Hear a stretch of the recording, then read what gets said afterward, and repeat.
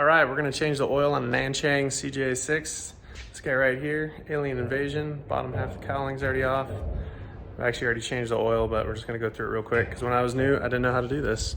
And so hopefully this helps. All right, first step is if you've got an oil shut off, make sure it's not shut off.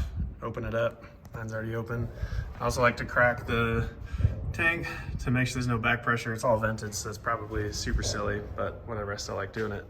First step is this guy right here on the oil sump. Just undo the safety pin here, or if it's safety wire, undo the safety wire, and then you can pull this little cover off. This guy then rotates forward once this clip is out, and it comes out. It comes shooting out, and your oil is, your air intake is in the way.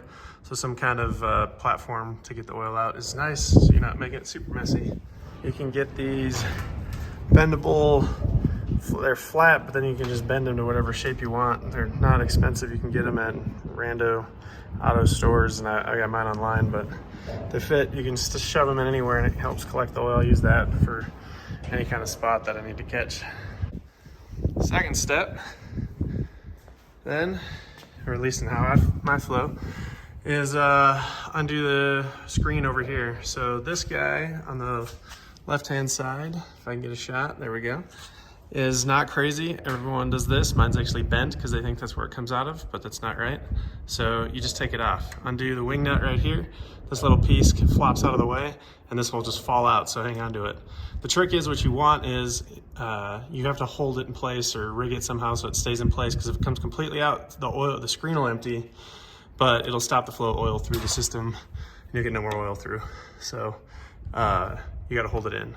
The trick I've found is you just undo the wing nut close to the bottom, and you can put this thing right back on, and it holds it off enough that it leaks, but still holds pressure on the system so oil flows through.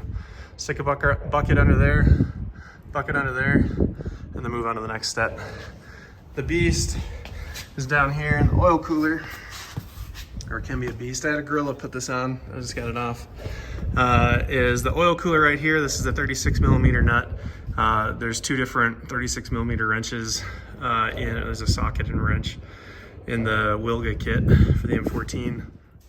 This is the 36 millimeter wrench I prefer to use down here because it's getting a long enough reach. Sometimes if it's been sitting on there, someone cranked it on too tight, you might need a breaker bar or use a different, a longer wrench if you got one. It looks like there's fancy stuff going on, but there's really not. These nuts or these little pins and stuff are for other function. All you gotta do is take it or loosen it. You don't have to take it all the way off. You just gotta loosen it a little bit. Once the oil starts coming out, you can just stop there, leave this thing in place. The oil drained through those holes up there. Put a bucket under this and go home, basically, because it takes forever to drain out. I left mine overnight and it came out pretty dry, but it still had some slow drops. But anyway, that one's slow and it can be hard. Sometimes you don't need to put it on super tight, and sometimes the gasket on the inner ring needs to be replaced, and that'll help remove it in the future. And then the other one is actually right there. The oil comes through here. I said that backwards, but anyway, oil comes out. There's one last screen right here before it goes in the oil pump. From the other side, there's some safety wire. It's buried behind the hoses. What? That's their start distributor down here.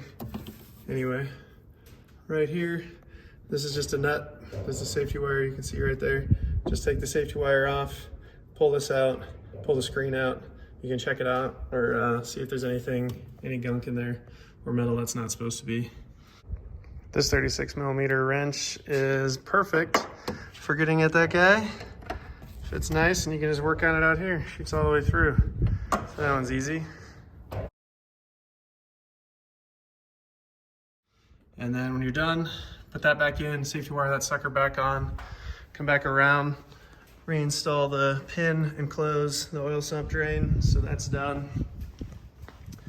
I recommend grabbing the screen out of here, clean it off, and check for any metal or any other weird stuff that shouldn't be in your oil system. And then back to your oil sump down there for or putting that back on and safety wire it. Once you've done all that, you've checked it all.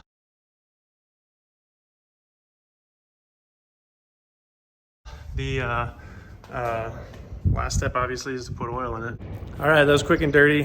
Nanchang CJ-6, it's got an M14 on it, so there's slight differences, but not really as far as oil change goes for anyone with a Husai engine. And there you have it. Hope that helps.